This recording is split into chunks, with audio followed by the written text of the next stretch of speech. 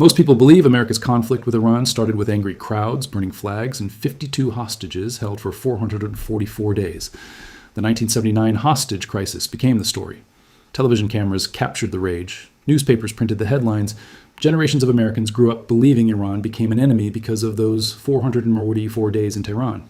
The hostage crisis was the trigger. It was not the weapon.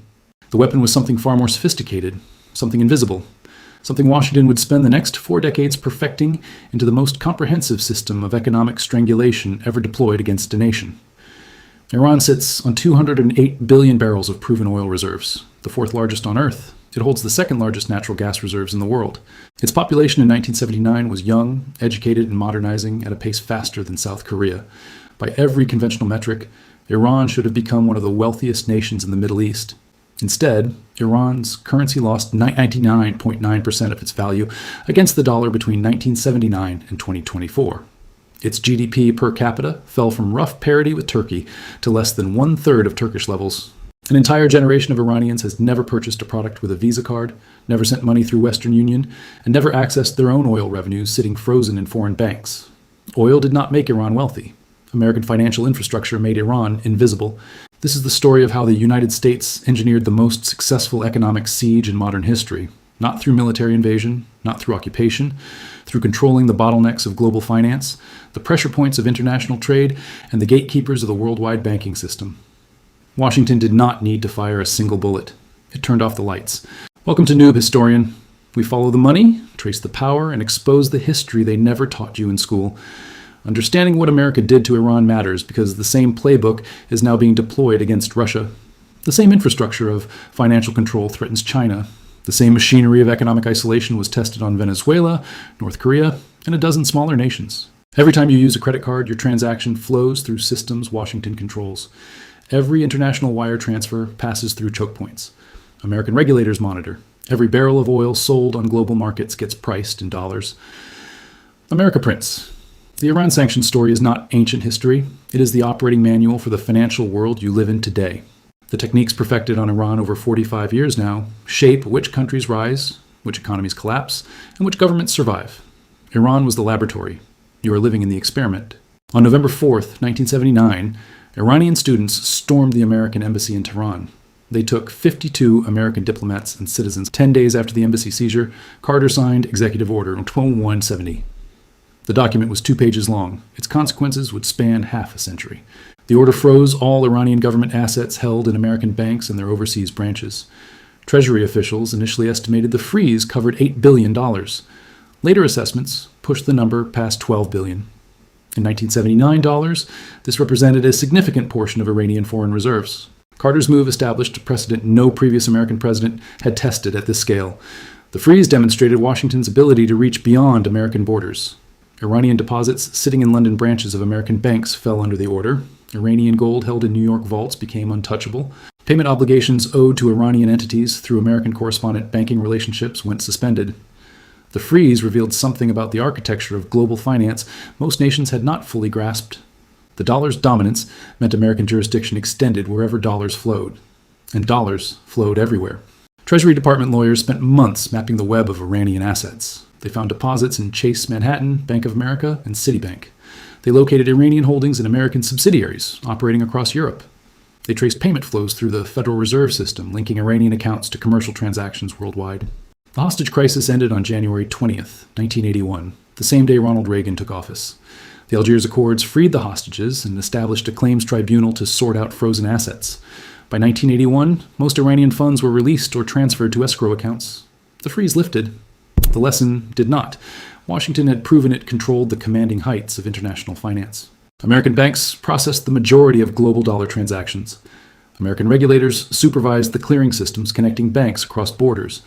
American law reached any institution touching American currency, American markets, or American financial infrastructure. Iran's revolutionary government watched and learned. They had seen their national wealth held hostage by a foreign power's banking system.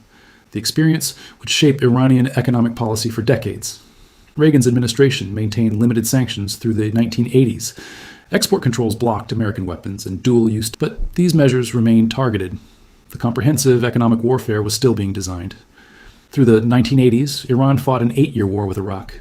The conflict killed hundreds of thousands. It devastated Iranian infrastructure. It drained Iranian reserves. American sanctions during this period focused on military supplies rather than economic isolation.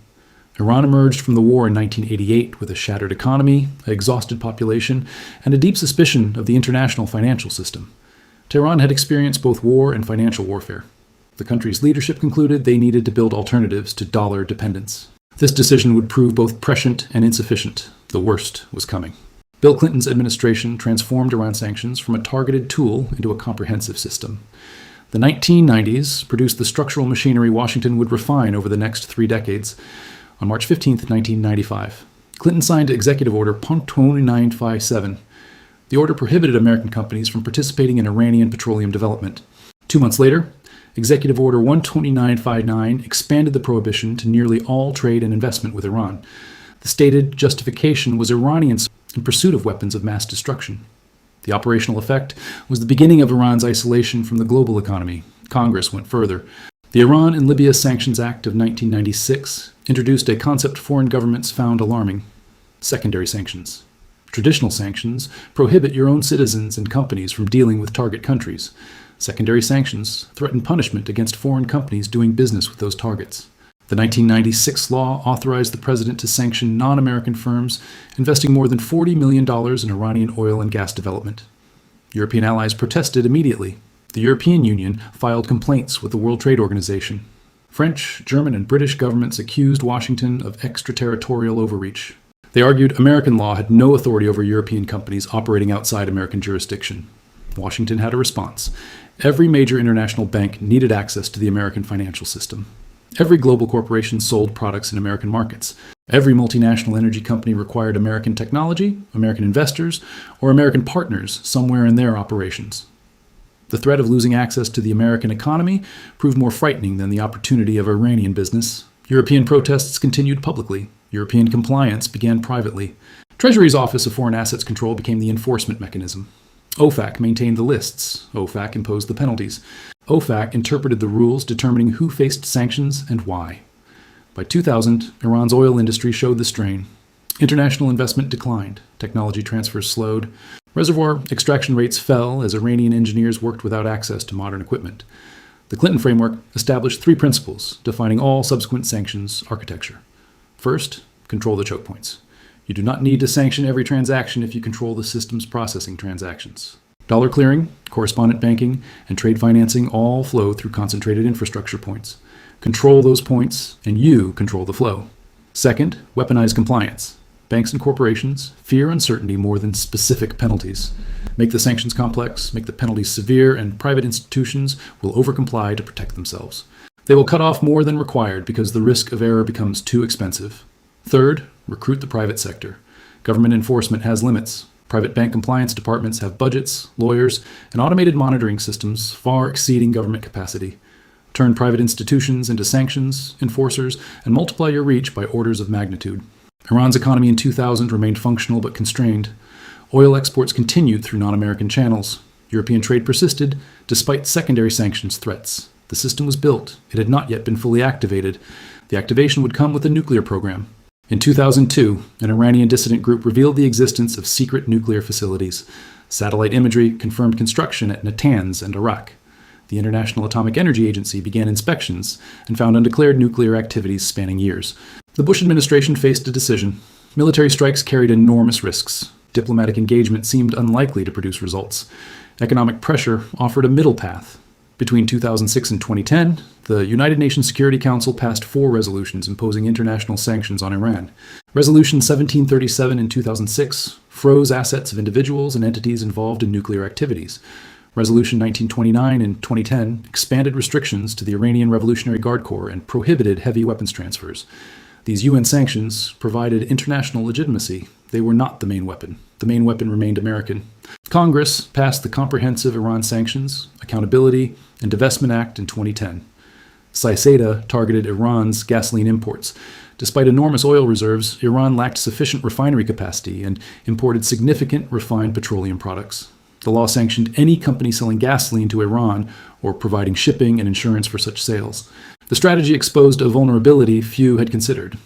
Oil-rich nations often depend on external refining capacity, control access to refined products, and constrain even major petroleum exporters. Iranian gasoline imports collapsed. Tehran rationed fuel domestically. The government subsidized domestic prices to prevent unrest, draining the Treasury while inflation accelerated. The Obama administration inherited and intensified the pressure campaign. Treasury officials designed increasingly sophisticated measures targeting Iran's connections to global finance. On March 17, 2012, SWIFT disconnected Iranian banks from its network. SWIFT, the Society for Worldwide Interbank Financial Telecommunication, processes the messaging, enabling international wire transfers. When your bank sends money overseas, SWIFT messages communicate the transaction details between institutions. Without SWIFT access, international payments become difficult to impossible. The SWIFT cutoff marked an escalation without precedent. Iran became the first country disconnected from the system since its creation in 1973. The decision demonstrated coordination between American pressure and European compliance. SWIFT operates under Belgian law. The disconnection required European Union agreement. Iranian banks could no longer easily communicate with foreign financial institutions. Payments for oil exports became complicated. Letters of credit for imports grew difficult to process. Basic trade finance mechanisms stopped functioning. Iran's rial currency lost over 80% of its value within months of the SWIFT disconnection. Inflation reached 40%, unemployment rose as factories lost access to imported components. Middle-class savings evaporated. The Government Accountability Office documented the impact in a 2013 report. Iranian oil exports fell from 2.5 million barrels per day to 1.1 million barrels per day. Government oil revenues dropped by $47 billion annually. Foreign exchange reserves depleted as Tehran spent savings to stabilize the currency. Washington had found the pressure points and applied maximum force. By 2013, Iran's new president Hassan Rouhani campaigned on economic relief. The sanctions had become unbearable. The population demanded change. Rouhani won promising engagement with the West. Secret negotiations between Iranian and American officials had begun months earlier. The channel ran through Oman. Secretary of State John Kerry and Iranian Foreign Minister Javad Zarif became the public faces of diplomacy backed by years of quiet preparation. On July 14, 2015, Iran and 6 world powers signed the Joint Comprehensive Plan of Action. The agreement ran 159 pages with detailed technical annexes. Its core bargain was straightforward. Iran would accept restrictions on its nuclear program. The international community would lift sanctions. The JCPOA rolled back Iranian uranium enrichment capacity by 97%. Iran dismantled centrifuges, shipped enriched uranium out of the country, and agreed to intrusive international inspections. In exchange, the UN Security Council terminated its nuclear-related sanctions. The European Union lifted its measures. The United States suspended specific nuclear-related sanctions. Implementation day arrived on January 16, 2016. Iran received access to over $100 billion in frozen assets held overseas. SWIFT reconnected Iranian banks. Oil exports climbed. Foreign companies announced investment intentions. For 2 years, Iran's economy breathed. GDP grew 12.5% in the Iranian calendar year ending March 2017. Oil exports recovered to pre-sanctions levels of 2.5 million barrels daily. Inflation fell to single digits. The rial stabilized. European delegations visited Tehran. Aircraft orders arrived from Boeing and Airbus. Automotive companies explored partnerships. The Iranian middle class began to believe their isolation was ending. On May 8, 2018, President Donald Trump announced American withdrawal from the JCPOA. Trump called the agreement the worst deal in history. He restored all previously suspended sanctions and announced new measures exceeding anything the Obama administration had imposed. The policy was named maximum pressure. The reimposition followed a phase-in schedule designed to maximize disruption. The first wave targeted Iranian automotive, precious metals, and currency sectors. The second wave, arriving in November 2018, focused on oil exports and banking. Treasury Secretary Stephen Mnuchin stated the goal explicitly: drive Iranian oil exports to zero. The administration demanded all countries eliminate their Iranian oil purchases. Waivers granted to 8 importers in November 2018 expired in May 2019. Any nation continuing to buy Iranian oil faced secondary sanctions, cutting them off from the American financial system. SWIFT disconnected Iranian banks again. This time, the European Union opposed the decision publicly while complying privately.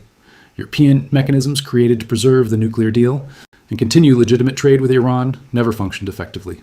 No European company would risk American market access to conduct Iranian business. Iranian oil exports collapsed to under 200,000 barrels per day by late 2019. The numbers represented a 92% decline from pre-sanctions levels. The rial lost additional value. From roughly 32,000 rials per dollar when Trump took office, The exchange rate deteriorated past 300,000 rials per dollar by 2020. Inflation exceeded 40% again.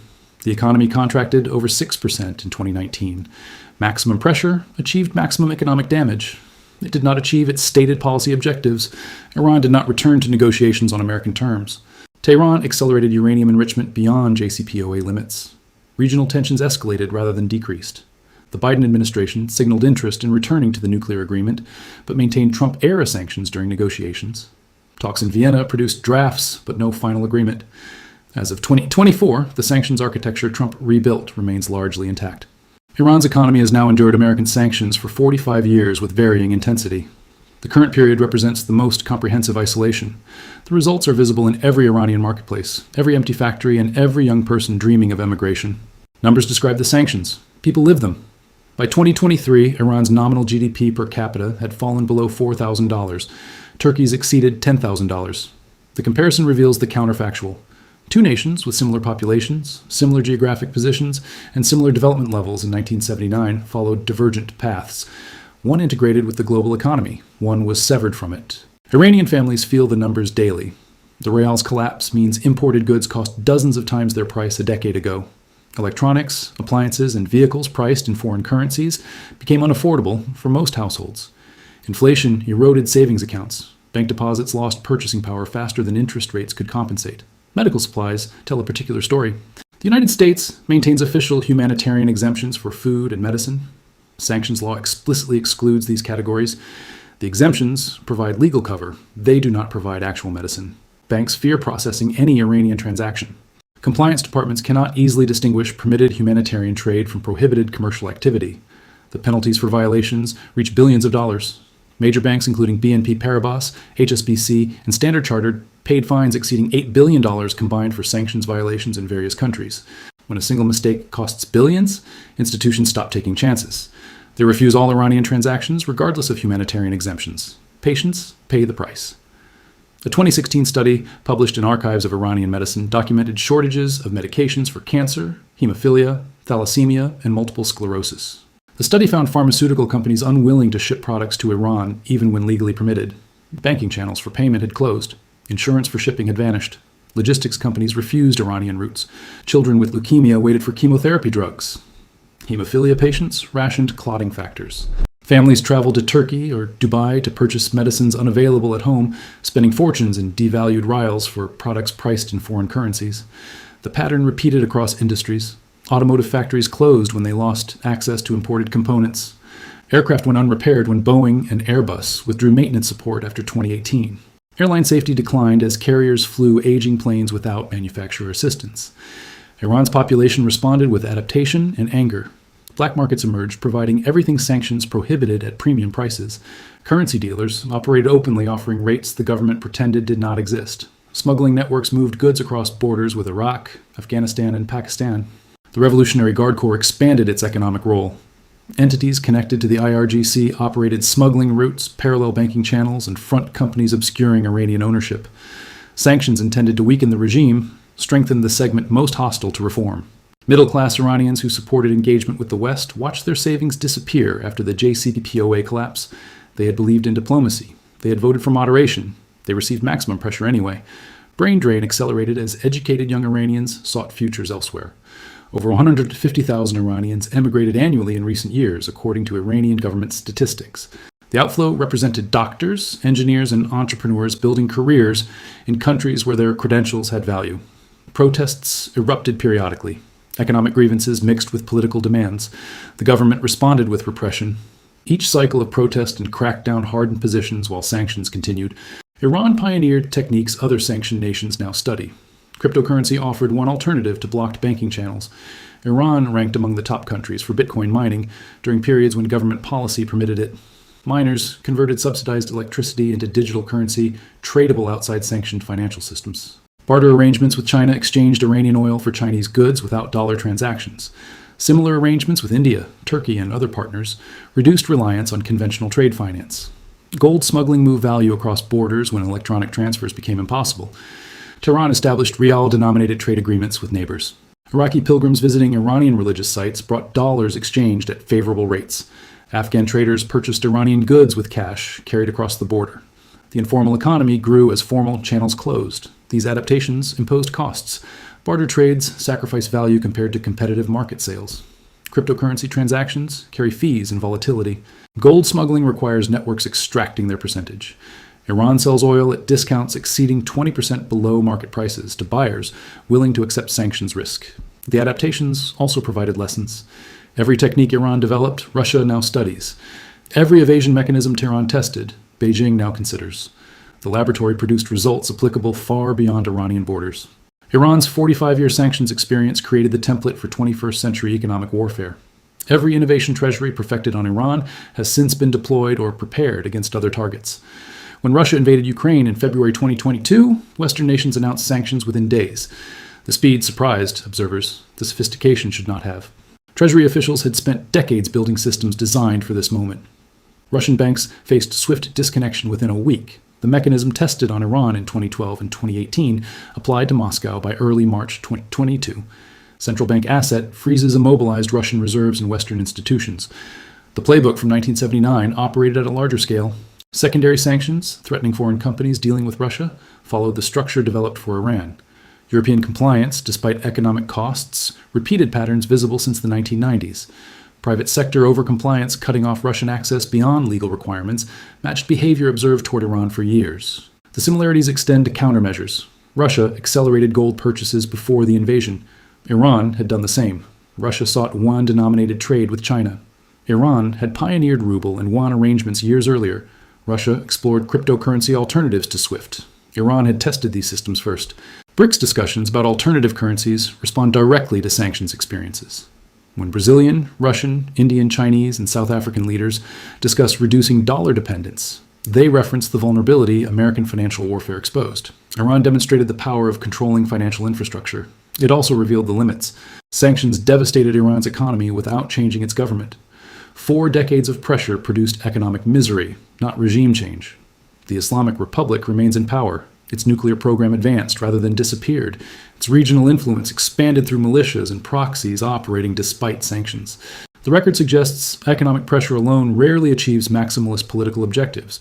Countries adapt, populations endure, governments find alternatives. The question sanctions proponents struggle to answer is what Iran's experience predicts for Russia, Venezuela, North Korea, and future targets. Washington now faces a dilemma of its own creation. Each sanctions deployment accelerates efforts to build alternative systems. The dollar's dominance depends on utility. When dollars become dangerous, nations seek substitutes. The more effectively America weaponizes finance, the more urgently competitors develop alternatives. China constructs its cross-border interbank payment system as SWIFT alternative. Russia and Iran conduct trade in national currencies. Central banks diversify reserves away from dollars. Gold purchases by non-Western central banks reached record levels in recent years. None of these alternatives yet match dollar infrastructure in depth, liquidity, or convenience. The transition, if it happens, will take decades. Iran provides the timeline. 45 years of maximum pressure-produced adaptation, not capitulation. Your world connects to this history through every financial transaction. Credit card networks, bank transfers, and payment applications all flow through infrastructure American regulators influence. The systems processing your mortgage, your salary deposit, and your online purchases operate under rules Washington shapes. Understanding Iran explains why Russia faces specific restrictions and how China might respond to future pressure. It clarifies debates about dollar dominance, cryptocurrency regulation, and central bank digital currencies. The laboratory results now guide policy affecting billions of people who never knew the experiment was running. Iran became an economic ghost town not through military conquest, but through infrastructure control. The ghost town stands as warning and instruction. Warning to those who might challenge American financial primacy. Instruction to those designing the next generation of alternative systems. The 45-year siege continues. Its lessons shape the financial architecture being built to outlast it. Whether American financial power grows or erodes in coming decades depends on decisions being made now about currencies, payments, and trade relationships. Iran paid the price for those lessons. You inherit the world they helped create. The money always tells the story first. The rest of history follows the ledger.